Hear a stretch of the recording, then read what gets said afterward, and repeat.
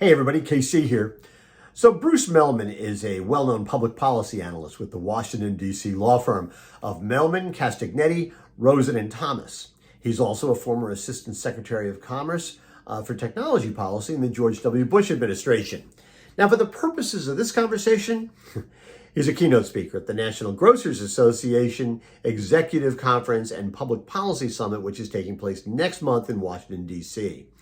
Now, I'm sort of a guy who falls into the camp of people who think that the political, economic, and cultural world is unraveling before our eyes, that there's so much polarization, I have no idea how we're going to walk back from it.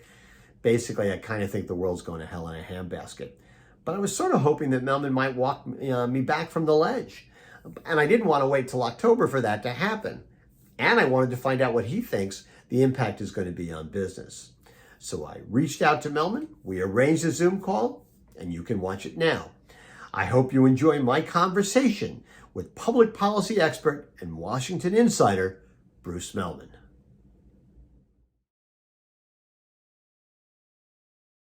Bruce Mehlman, welcome to Morning Newsbeat. Thanks for doing this. Kevin, thanks for having me. So when you're talking to NGA, your title of your speech is Midterms and the Macros, Key Trends Driving Politics and Policy 2002 and Beyond. And I know one of the things they're saying in their introduction is that you're going to provide insight into the shifting political landscape. I hear the word shifting political landscape, and I think, man, that's got to be an understatement if ever there was one. Well, dumpster fire seemed a little bit aggressive. But that would get people in the seats. I'll tell you. It would. I may use that as my inside the Washington dumpster fire for this. So let's start with the micro, if we can. What are the trends that you think these businesses, largely small businesses, ought to be focused on when they come to Washington and they're communicating with their representatives? What are the issues that you think they can have an impact on? Sure. Well, I guess first and foremost, local businesses communicating with their representative members do have an impact. Right. It doesn't feel that way often because that's not what you see on Tucker or Rachel. It's, Twitter is afire with whatever the latest indignity is. Yet having worked on the Hill and having worked with folks who are up on the Hill, they want to hear from local people. Most members of Congress, be they Republicans or Democrats, ran for the right reasons. They're serving with the goal of wanting to help their local businesses. So communicating matters. It sticks with them, and just don't get caught into the I've got to spin into the national story. Tell your story. So if I were advising a local business, how are you doing? What are the challenges? Is inflation killing you? Is inflation not a problem? Is your biggest issue the price of the things you're selling or the difficulty of getting workers? At the end of the day, they get so many inputs, but don't feel like you're on crossfire. Rather, tell them your story about who you are, who you represent, where you are. And if they represent you, state or better yet, locally, they'll listen and it'll matter. Let's start from the premise that all of the above, when you talked about inflation, problem getting workers, problems getting product, possibility of recession on the horizon. I guess the question I would have is, what should those business people be asking their representatives to do? What can they get from them that's going to be actionable? Well, I guess there's in the big picture, having them better informed about the people that they actually represent, the voters in their district and the people who serve the voters in their district, is inherently valuable. They're likely to want to ask you as many questions as you have for them. Now, an entity like NGA will probably have a series of, recommended specific policy questions. And depending upon when folks are in town, if you were in town this fall, government's thinking about the fiscal FY23 budget. They're thinking about some national defense questions. A whole lot of the really big things on infrastructure, on climate, were addressed recently before they left town. But they're thinking about other things that maybe aren't quite so immediate, like, is social media constructive for your business or is it destructive? There's the reflexive instinct is, well, it's terrible. And if you're a parent, you kind of get why you might think it's terrible. For a lot of small businesses that couldn't afford to advertise on national or even necessarily local TV, sometimes platforms like TikTok or Facebook let them get at a far better price point to the consumers they want to get. If that's your experience, let them know it, because their instincts are these are, Goliath businesses that need to be meaningfully regulated. Well, and yeah, and I guess the antitrust issue, I imagine, is going to be one that comes up a lot because, and whether it has to do with the Amazons of the world and should Amazon be broken up, or whether Robinson Patman should actually be enforced as opposed to, because it really isn't. That's a big one for NGA.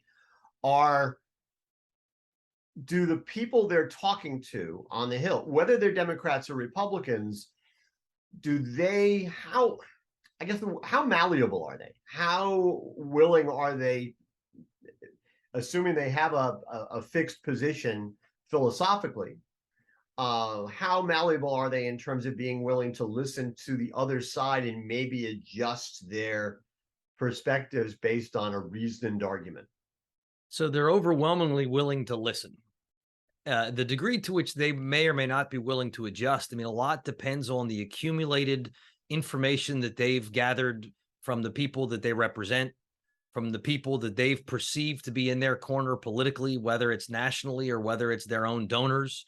They're sponges for information about what the policy options are, how it will impact the people they represent. The prime directive for every member of Congress is to get reelected. Right. So if at the end of the day, even if they have big donors and others telling them to go one way, if overwhelmingly the people they represent make it clear they disagree, members of Congress with the goal of self-preservation, let alone effective representation, want to try to represent the people in their districts. But I think they also, it's kind of human nature. You will default to presume things are the way you saw them in, the national media. And it's the local, intimate, individual story that often opens their eyes to things that they didn't understand or know before. Yeah. I guess, we're all to some extent guilty of epistemic closure, right? We think that the world is the way we see it and the way it works to our advantage, as opposed to being willing to accept the idea that life is far more nuanced and complicated than often we think. Yeah, no, look, not only is that true, if you're going to run for office, first of all, it takes a special kind of personality to be willing to put yourself out there all the time, to take the hits, to beg for money. I mean, you got to be a little bit crazy, number one. Number two, rarely do you see people running saying, I don't know any answers to anything. I just want to, I want to get into office and learn from all of you. It kind of requires you to get into, I have your answers mode. I mean, the Trump extreme, only I can fix it, is almost a caricature of the necessary confidence that most members of most elected officials need to portray. You don't want to vote for, or you don't want to choose as your leader somebody who seems to have no idea what they're doing. The best people have accomplished things on their own in the private sector. And so you trust they've got judgment, they know how to do stuff. But at the end of the day, if anybody watching this or listening to this tomorrow, because we have a citizen legislature, if any of us, or Kevin, you or I were elected, we may know a whole lot about a very little, but almost every other thing. If you know a ton about defense, I'm betting you don't know as much about healthcare. And, and it's so they need to talk to the real world and to hear from the people they represent and the people who are out there doing it. Is it your sense that, let's take, for example, antitrust, Amazon. And it's not just Amazon, it's big tech, but Amazon, because of this industry, tends to get a lot more of the attention. Is it your sense, as somebody who spends a lot of time down there and you've got so much experience, that something can be done in terms of addressing those antitrust? I mean, is it likely in your mind that Amazon is going to get broken up? Broken up feels it's the most extreme remedy, and that feels tougher. The same, you and I, if we were doing this in the late 90s, the question might be presented about Microsoft, and the answer is, well, no, nothing will ever happen. Well, an antitrust suit was brought. Now, ultimately, they settled, but as a result of the increased scrutiny and the agreements to do things, not do things, they kind of missed the internet window, which allowed the rise of Google, which allowed the rise of Amazon, which allowed the rise, of others with whom, Apple to a huge degree, with whom they now compete. I do believe growing, and it's not just in the Washington, it's also in states and around the world, the growing scrutiny of the business practices of data dominant players, starting with Amazon, is already changing their behavior to a degree. I think it's likely to continue at the FTC, at DOJ, the EU, the pressure they're feeling. They're hearing footsteps, and they're not wrong. And that will constrain some of their predatory behavior. And then look, there is the possibility of legislative change. There's a piece of legislation in the Senate. It's bipartisan, and it's got Senator Amy Klobuchar, a Democrat, and Senator Chuck Grassley, a Republican from Iowa. He is no pushover, and he is no liberal. The guy is, a lot of your folks probably know him from Iowa. He's 80 something years old. He still jogs 5 miles every day. He's tough as nails. And he's running for re-election. And he's running for re-election. I mean, the guy is no liberal. And the fact that he is, he and Senator Klobuchar are locked arms on this thing kind of tells you all you need to know. This isn't your typical political football. Yeah, it does seem that taking some kind of a position on antitrust seems to be something that has more bipartisan support than most things you hear about in Washington. Concern about big tech and concern about China are the two most bipartisan issues you'll find. Yeah, you had talked a little before about dealing with things on a local level. I'm curious, as somebody who's you've done a lot of these programs, you've appeared on a lot of these networks. Is the real world in which these folks live, is it as toxic as one would believe if you were watching Fox News or MSNBC or CNN or Newsmax or whatever? Or when the lights are off, do they all kind of are they a lot more reasonable? And when I say, I'm not talking about 100% of them, obviously, but are the vast majority of them more reasonable than we would expect? Overwhelmingly, they are more reasonable, which, some of it is just when the cameras are rolling, when Twitter is on, it creates that high impact on their ability to get reelected. But as I tried to note at the outset, most of these folks who represent us are decent people who ran for the right reasons. Many of them served in the military. Many of them had success in business, and they love the country and they want to give back. And yes, liberals often believe the different solution set than Republicans, but they inherently are ready, willing, and able to work together. It's just when the media framing, when kind of the angertainment of cable combines with the kind of professional people who raise money making you angry, it makes it really hard to solve things. But if you go back and you take a look at this Congress, right? So it started with the January 6th riot. So obviously this has been a hell of a 2-year cycle. At the same time, you have a big bipartisan deal on infrastructure, 68 votes. That's a big deal. You had 64 votes, I think was the final number. I don't think it was got a 68 again on the U.S.-China semiconductor support. You had 65 votes for bipartisan gun control, the first in a generation. It's right now the Biden folks are, and deservedly so, trying to take a victory lap for all that's been accomplished by Congress. But with the exception of 2 bills, with the exception of that $1.9 trillion spending bill that kind of threw a bucket of gasoline on the inflation fire last year, and with the very big climate deal that Senator, the Build Back Mansion bill that just got done, take those 2 things out, all the other accomplishments the administration is crowing about are bipartisan. Yeah. Lots, more than 10 Republicans on every one of them. That's the reports of the death of bipartisanship are somewhat exaggerated. Yeah. Well, you had said, I went back and watched one of the interviews that you did on the Circus on Showtime. And one of the things you said is one of the things that you do to restore trust in leadership, and you said this, I think, in 2020 or 2021, and that requires working with both sides. You said if you got to do it one bipartisan deal at a time. So you were right on in terms of in terms of that. You're kind to say it, but that's sort of like saying, me giving golf advice, saying you got to hit the ball down the middle of the fairway. That's pretty much always going to be true. Right. So I wish I could do that. Yeah. Well, you also said that you thought at least that the worst case scenario would be that politics will get worse, and you got that one right too. It's I wish you hadn't. Most elected officials I know are bummed out that doing what they think is right is so difficult. And most elected officials that I know understand that the system that was built and designed by the framers requires compromise. There's so many checks and balances built in to make it really difficult for one party to run roughshod over another. And that's inherently good, but it means the founders thought people should cut deals. So that runs against the sort of the ideologues, most of whom make their money by getting you pissed about things. But if you have the majority, you shouldn't expect more than about 60% of what you want, and that you should expect the other side to get 40% of what they want.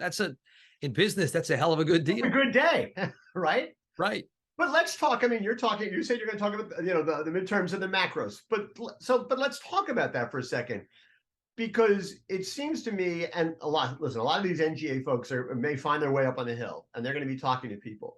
Right. But there are some fundamental differences in the country right now about what the founders meant, right? Or whether what the founders said in terms of, are we a democracy? Are we a republic? I mean, there's a lot of conversations taking place right now.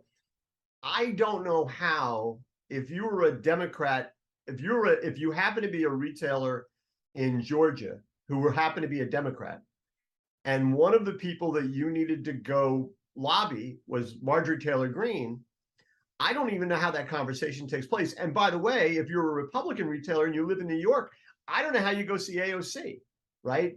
So when I look at it, I say, has it become so toxic that even the alliances that could have existed before are breaking down, that the civility of old just may not be possible anymore? Well, look, so first and foremost, a really important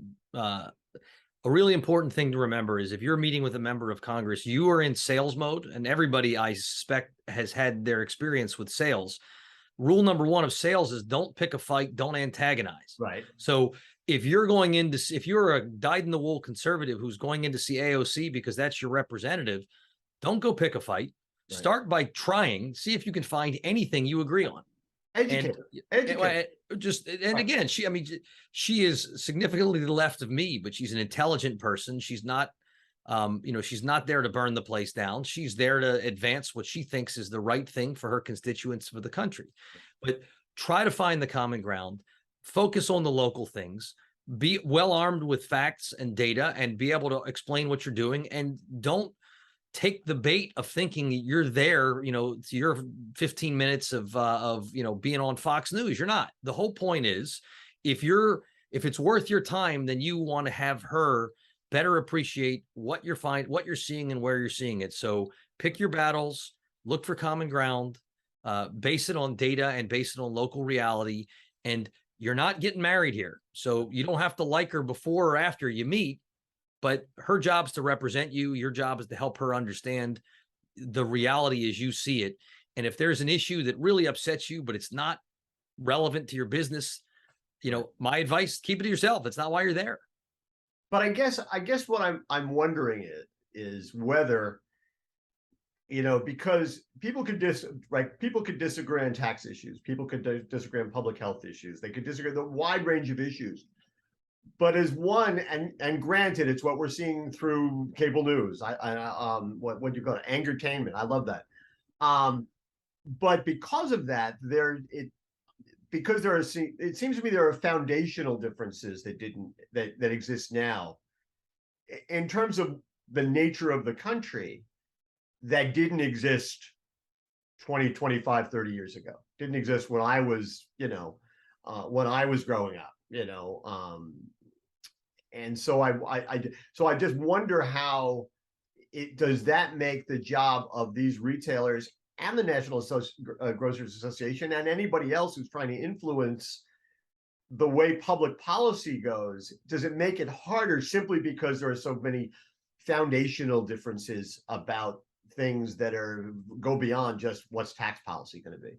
Yes. And the more difficult than perhaps ideological differences is we no longer have a set of shared facts and truths. The America where people got their news with their families from Walter Cronkite, and we all had the same set of facts. Right. And, we all overwhelmingly went to churches or synagogues or otherwise organized religion, where we fundamentally trusted government. Those days are gone. It's the media is massively atomized. And so if you are right of center, you watch Fox. If you're left of center, it's CNN or MSNBC. And we don't agree on the basic facts of what happened. And so we're less likely to see the other side as loyal opposition and more likely to see them as a threat to our way of life. That is what makes it so hard when folks are up there. And in some ways, it means it's the average, the solution set for that is the average business person coming in as a business person, not as a partisan, not as an ideologue, eager to cross lines and to help share information. And when you disagree, to try to not be disagreeable, which admittedly makes for bad TV, but Right. it makes for actual progress. Yeah. I mean, you seem like a sane, smart, Thank you. sophisticated guy. You worked in the Bush administration, second Bush administration, and have all the attributes of someone who understands both public policy and the private sector and understands how they have to work together and where the tensions are and how to get through them. Do you ever worry, though, that the world is increasingly hostile to people like you? I don't know how to ask the question any other way, that there may not be a place for people like you anymore because that skill set and that mindset are not as respected as they used to be. So I guess I have two thoughts on that. First, I often, in trying to describe my politics, I saw, believe it or not, an Elon Musk tweet from this week, and I'm like, man, that nails me, which is, he said he kind of belongs to the right half of the Democratic Party and the left half of the Republican Party. I am probably slightly to the right of that, but as a kind of an old school moderate, I despair a little bit both of how far left the Democratic Party seems to have gone and how far crazy the Republican Party often seems to go on things. But my broader observation is I actually think as a pragmatic, I like people in both parties. I don't wake up every day looking to dunk on my enemies. I don't believe that the people who disagree with me on policy are a threat to the nation or that democracy is about to go away. I think I am actually in the majority of the country, but the problem is we moderates in the majority are milquetoast. The people in the middle are least likely to make contributions, are least likely to make noise on Twitter, are least likely to weigh in, or least likely to vote in primaries. And the system is biased in favor of, if not squeaky wheels, screeching, really intense, loud wheels. And so the left wing of the left wing is driving and the right wing of the right wing is driving. And I think I belong to this milquetoast middle. And what I can't figure out is how to motivate enough folks, right of center and left of center, but still attached to reality and to center to decide, it's time to get rid of the nut job candidates and stick with people who actually, view this as as an important job and one that's not all about performance, but it's performative politics, but about actual execution. Okay, so you've sort of anticipated my last question, which is when I watch this stuff, and I was going to say as an outsider, I'm an outsider in the sense that I'm not a Washington insider, but I'm a citizen, right? I watch this stuff. I read a lot. I find myself, to be perfectly honest, despairing of how the country walks itself back from the precipice that we seem to be on at the moment. And maybe I'm overstating it. I don't think I am. So tell me why I shouldn't despair. The short, a tall order, right? Well, I guess the reason I don't despair is history. If you go back and you take a look at America in the 60s and the 70s, I mean, there was a period in 1971 to 1972 when there was an average of 5 bombings every single day. Anti-Vietnam War protests, students getting shot at Kent State, the fiasco of the Democratic Convention in 1968, Dr. King and Bobby Kennedy were shot. I mean, it was, for that matter, you could throw in there was a pandemic in 1969. I mean, it was, if you look at the 60s and the 70s, America was a mess. We shortly thereafter went to stagflation. By the way, I'm old enough. I remember that. I was a college student in 1972. So, yeah. So, a lot of people, the observations and the writings in the 70s were, man, America's best days are behind us. Vietnam hadn't worked out particularly well. The Soviet Union appeared to be on the rise. Hostages were being taken. Desert One was a fiasco. And under the leadership of Ronald Reagan, Tip O'Neill, and others, there was an extraordinary American restoration. Where our economy took back over. We won the Cold War. And it's not like that's the one time. Go back and look at America in the Gilded Age.